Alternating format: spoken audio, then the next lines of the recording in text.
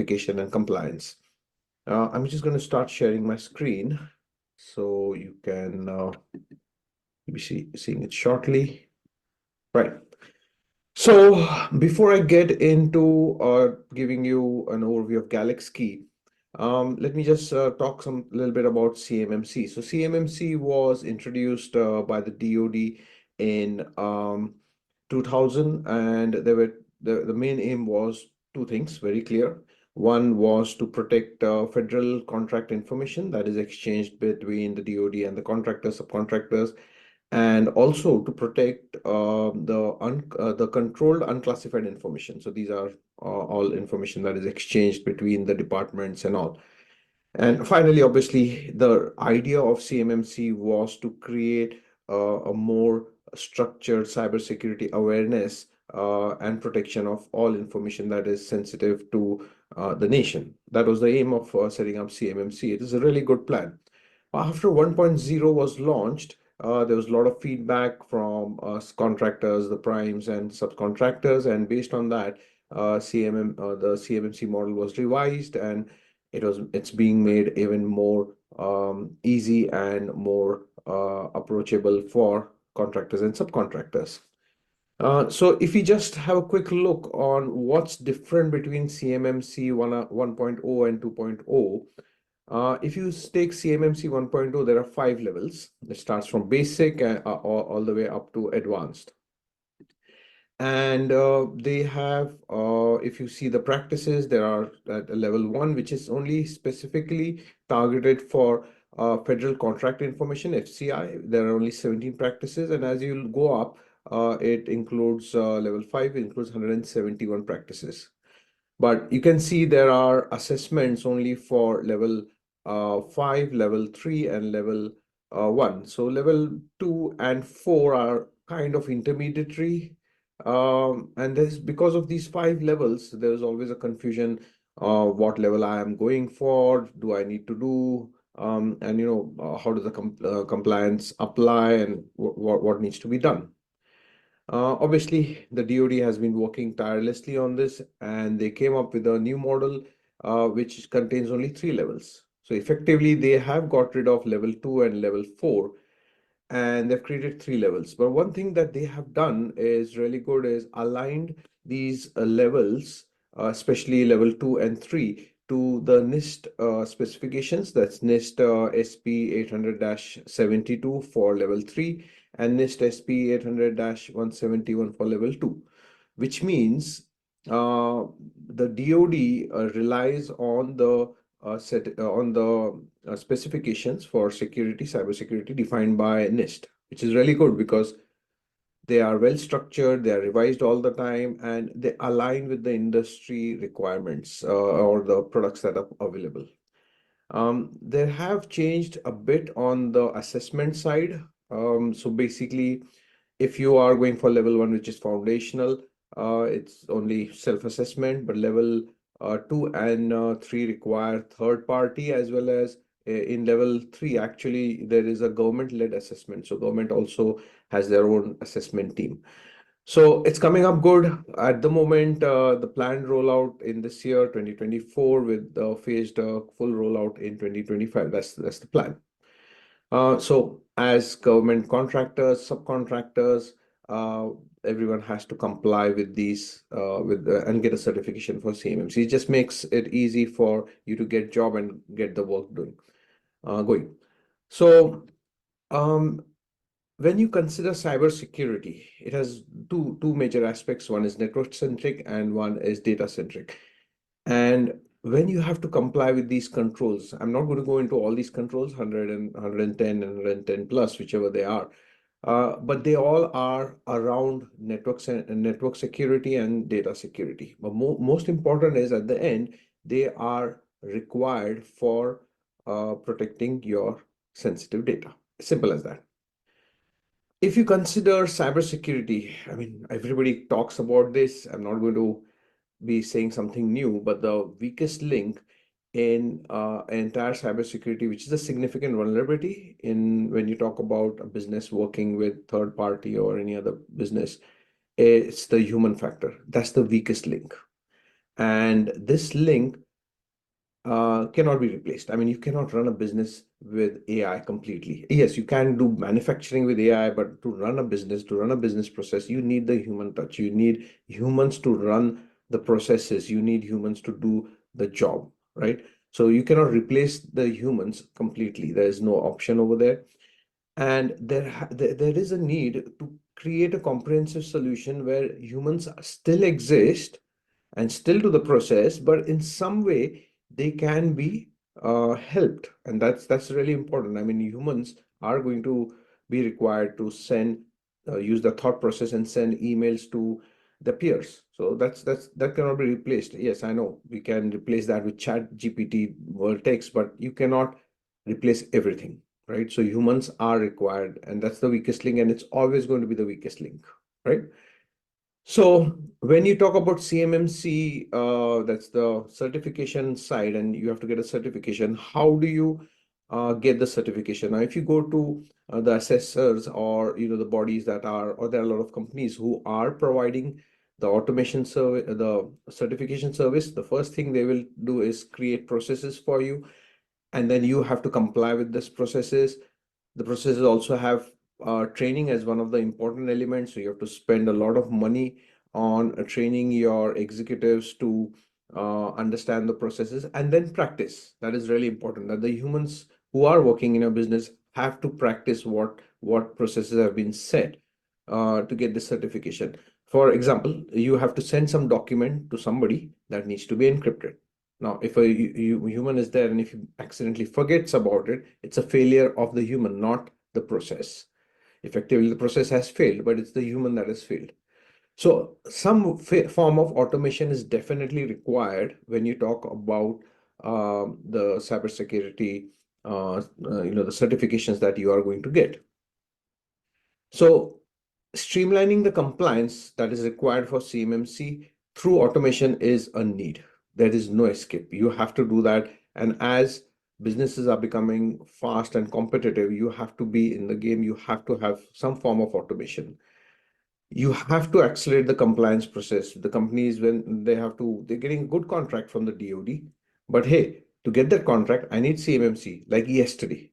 Now, how do I get that? Again, you see the compliance process, it'll take 2 to 3 months, 6 months, even if you accelerate really fast.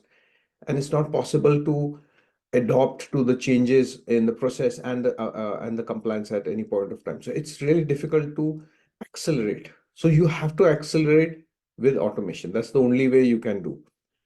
And then the most important bit is you don't want to increase the cost. You've got a contract which is X amount, and then suddenly you realize for compliance, I'm going to require to do more. And suddenly you instead of making your profit, you suddenly realize you're losing your profits and you're getting into loss.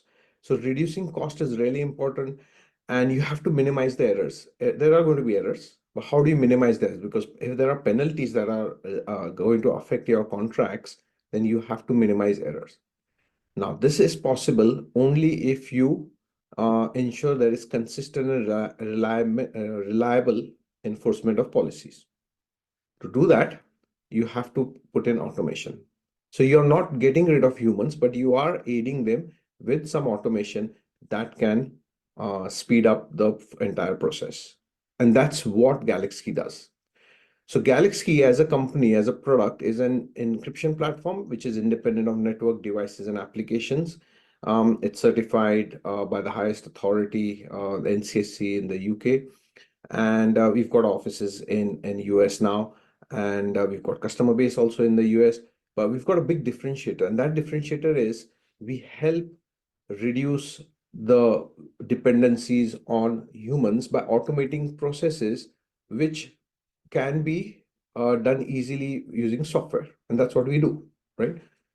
So if you consider any business, there are three major requirements. You create documents, you have to communicate with your partners, your customers, with the department, and then electronic signature. So we've got multiple products that provide these automations, that provide and facilitate the ease of use or solve these business requirements. And from a business point of view, it gives complete access control, it secures the files, and most important, in a part of CMMC is audits, external audits. They'll come and say, okay, give us audits of last 6 months. So the platform provides you that, who has accessed what, when, where, how, all that information, you can get it through our platform. That's the Galaxy platform. Now, I'm not going to go into all the nitty-gritties of all the products. That's a separate discussion for today's webinar. I'm just going to show two use cases of how that can be achieved through email encryption. But before that, just quick overview of what's the differentiator. Galaxy is an encryption platform, as I said. It's a 3-layer encryption platform, which makes it really secure. It's based on symmetric encryption, and it's been certified by the government authorities, very safe. Data is encrypted both in store and in transit. Now, to start with, I'm just going to give you a quick demo of email encryption. This is standard Outlook, which any business uses on a day-to-day basis. And I've got Galaxy installed. It installs as an add-in. From an end user perspective, fantastic. It installs into Outlook. Now, what does that mean? It gives you the capability of a degree of automation, which I'm going to show you shortly. So let's say there is, as you can see, there are two users over here. I've got Bob, and I've just got another account, Jessica, who is also part of this company. And let's say internally, Bob wants to send some email to Jessica. So let's just see how that works. So I'm just going to select this email over here, which I've selected. I just select Bob. I've entered Jessica over here, and it's just some email with some random number. And I think this is confidential information. Now, normally, as an end user, as a business user, if you have to send this encrypted, you have to get this data encrypted externally, make an attachment and send it. But with Galaxy being integrated into Outlook, you get these buttons over here, which you can directly use to encrypt and send that information. So I know this information is confidential. So I'm going to press this button, secure and send. What that does, it comes up with this one dialog, which basically has some controls where I'm sending to Jessica. I want a notification from her. I can classify the information. A lot of Department of Defense, they have classification requirements. You can classify them. You can set validities. So the content of this email will be visible only from a start date to an end date. And you can digitally sign, or you can have additional authorizations. Again, I'm not going to go into each feature in detail for this demo, for this workshop, or for this webinar. But just to give you an idea, this is how the dialog comes up.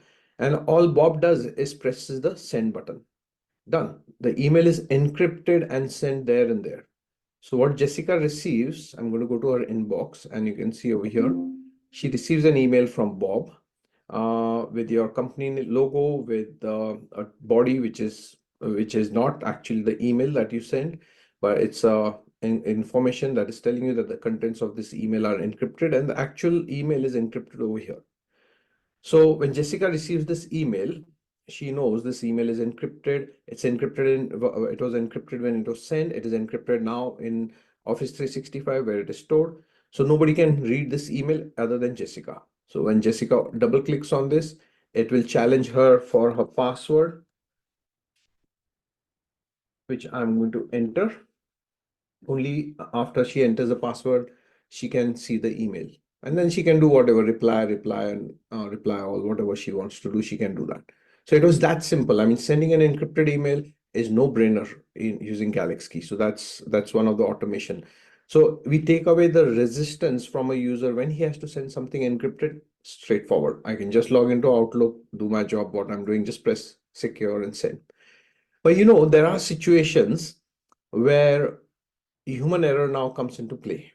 That is, you have to send this email encrypted, but instead of pressing secure, you may accidentally press secure and send. So the business can create policies and rules in the backend, in the portal where the administrator is, and he can configure, look, if the data contained in an email contains a social security number or contains information which is sensitive in nature, force the user to encrypt. So let's see how that works. So I've got a draft email over here, and it's an AI-based engine in the backend. So again, Bob is sending this email to Jessica, and I have set up a policy which says if there's a word confidential or if there's an email address in the email body, you have to force encryption. So you have to protect that email. That is what policy has been set up. So now Bob, he's having his coffee, he's relaxed, and instead of pressing secure and send, he accidentally presses send. Now, in a normal circumstances, this email would have just gone and he would have realized, my God, I've just sent an email unsecure. But look what happens. I press send and it forces Bob to encrypt the email. So I'll just press cancel again and I'll again press send. Again, it is forcing. So there is no way Bob can send this email without encryption. This is the automation. And if you see down over here, non-editable options are enforced by security rules. And if I click over here, it will tell me what are the rules that were configured.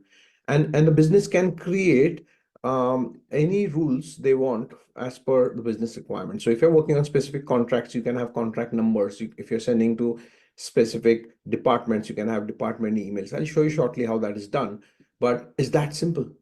And if you see over here, also automation has forced that the expiry is set on the document. It is forced that the receiver should notify. You cannot change this. So what it's doing is forcing Bob to automatically encrypt the email and send. So what you have done is, even though you have trained Bob that he needs to encrypt and send sensitive information that contains an email address and the word confidential, he is now aided by Galaxy to action that. And he presses send and done. So you have protected your employee and you have protected your business from failing. That's one of the things. Now, just before I go to the next use case, this is where I've logged into the business account over here that you can see the company name is logged in. I go into configuration. Here I configure the policies where I can go into group policy and I can way down over here. I can create, you saw the two policies have been created. I can, as a business user, I can create a new rule over here. I can select condition. So I can say the recipient is an email address specific, and I can give the name to that, and I can force any policies over here. So you can encrypt, but you know what? You can also block. It can happen that you don't want an email going out of your business that contains specific information. You can also block it over here. So it's really powerful. All this can be configured centrally in the backend and applied to all the users, and the add-in automatically takes action over there. Okay, and since I'm over here, quickly I'll just show you every action that is taken by every user in the business on the encryption side. You can get detailed audits centrally, so you don't have to go finding it. You can see over here, Bob has secured an email. He had opened an email, and all you can see all the actions which are over here. Jessica opened this email which was sent by Bob. All you won't see the data over here, but you can see all the audit information. And this is what is required by the auditors. You just get it out of the box. It's that simple.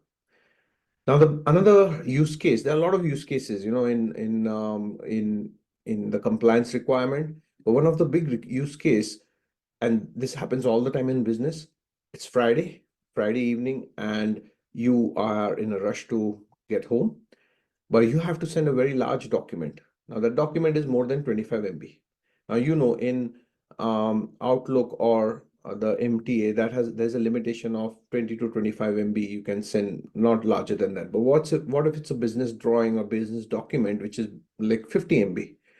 You are in a situation where you would then say, oh, let's use Dropbox, or let's use some third party for file sharing. And that's a breach. The minute you do that, you have shared confidential information in the cloud. But as a business user, how do you do that? And you really need to send it through Outlook because you know you're in a rush. So Galaxy helps you with that.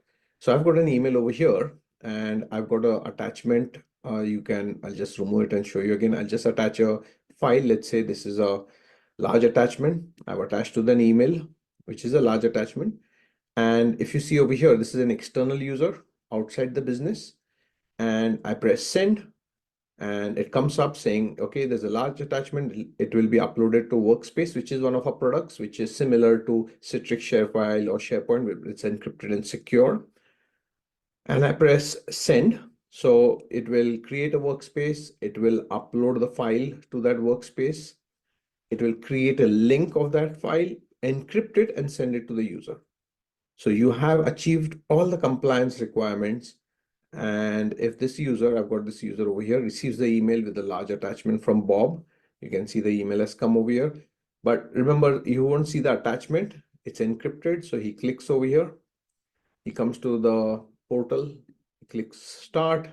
Your company logo comes over there and it says you'll get a verification code. So he goes back to Gmail, gets a one-time verification code. Each time he's going to open the email, he's going to get a different verification code. And he presses next. And there it is. It goes, gets the encrypted email, which was encrypted, remember? And then there's a link to download that attachment because it's a large attachment, can't go via email. So he clicks on that, which automatically takes the user to the secure workspace, which I told you, and there the document is. So it's delivered that large document. It's only 36 KB for the demo. I said, just let's assume this is big.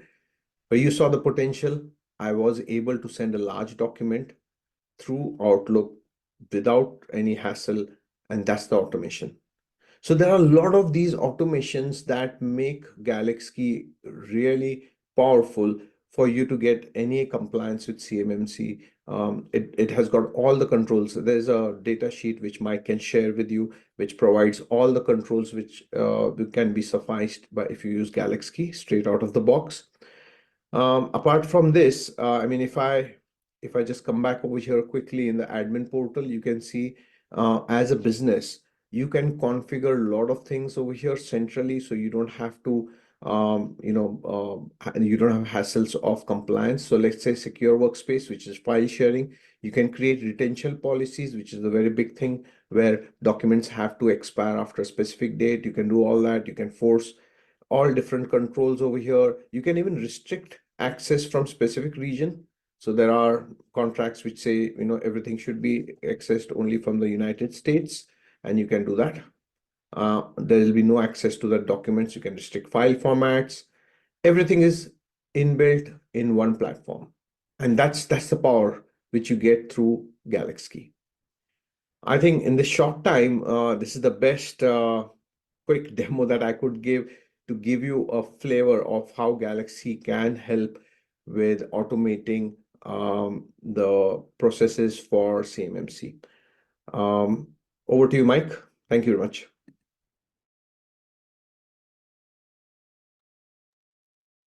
All right. So thank you very much, Randir, for the presentation. Most appreciated.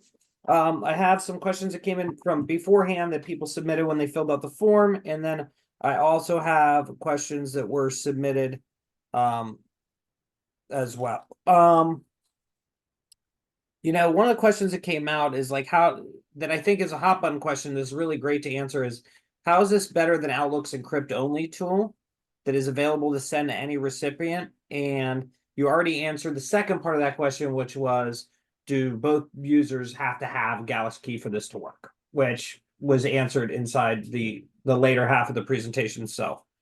Let's answer that one, and then I've got a follow-up from another gentleman that's a really question about how many controls does Galaxy cover. So start with the encrypt only, maybe compare encrypt only Microsoft versus Galaxy and the difference levels in security and all that. Yeah, perfect. So one of the big differentiators in Galaxy as compared to Microsoft is its platform. So Galaxy, the encryption platform that I mentioned, is a 3-layer encryption platform, and it's federated, which means the documents or the encrypted keys or everything that is generated from Galaxy remains in your control, not with Microsoft. So if Microsoft gets breached, let's say, for example, which they have been last year, your data is completely protected with you. So you can use Microsoft, you can use Google, you can use anything, but the encryption happens end-to-end with Galaxy on your machine to the recipient. So even Microsoft can't read your emails. Apart from that, Microsoft email encryption is just email encryption. With Galaxy, you get multiple products. You get email encryption, file sharing, collaboration, and a lot of features which Microsoft doesn't give. I mean, second level of authorization and all is not available with Microsoft. So actually, we can share a document where it details how Galaxy works hand in hand with Microsoft and provides you a really secure solution. All right, that's perfect. So thank you for answering that. Next one is, what controls in CMMC does Galaxy Key cover? Right. So if you consider CMMC 2, and I'll just talk about 2. So with the the level 1 covers FCI, and level 2 onwards it's CUI as well. And level 3 is CIA, that is confidentiality, integrity, and availability. So as such, Galaxy covers up to CI. So Galaxy provides you confidentiality, it provides you availability. Even if let's say you have sent an email through Microsoft and servers have gone down, you can still get your data because they're encrypted, stored in your servers. And integrity is part of encryption, so that is covered. So all the controls that touch upon data privacy, data security, data control, revocation, all are covered. I think we've got a very good data sheet for that, which I think Mike can share that at some point. That's got all the list of all the controls which Galaxy can suffice with. I was about to say I have a for the attendee that asked, there is a complete list out of all the controls. It's quite a few, so I'm sure that's why Reindeer's not listing them. I'd be happy to send that out to everyone on the webinar so that they can understand what exact controls are covered with the Galaxy Key software suite. Is there a size limit to the attachments? This was a question that was submitted. No, there isn't a size limit. You can configure whatever size you want. I mean, one of Department of Education in UK sends around 60 GB of files every Friday to all the universities, and they're sending right through Outlook. It takes a little bit of time for it to upload, but they are using it. Okay, and the last question that I have is, what is the pricing model? How does this work? Yeah. So Galaxy works on a SaaS model, software as a service. So you have per user per year license. We've got tiered. So if you just go for email encryption, there's a pricing. There is for just file sharing, there is one. There's electronic signatures also. We've got a platform based on Galaxy, which can replace DocuSign, save you thousands of dollars on DocuSign. And we've got instant messaging, which is just being launched. But all these have tiered pricing. But if you take the entire Galaxy suite, other than instant messaging, it is somewhere around 250 to 400 US dollars per user per year. So that covers everything. But that's the licensing. But then we've got implementation, which depends on organization. Medium size, I would say hybrid is what everybody would want to go for. But if there's a organization which needs no cloud connectivity, we've got enterprise, which is also available. So again, we can share the price list with you. Not a problem. Wonderful. Thank you so much. I want to thank everybody for coming today. I'll let you know the next one's going to be in March. The speaker should be announced, and we'll email that out to everybody. We're looking forward to it. Thank you so much for attending, and we'll talk to you soon. Thank you.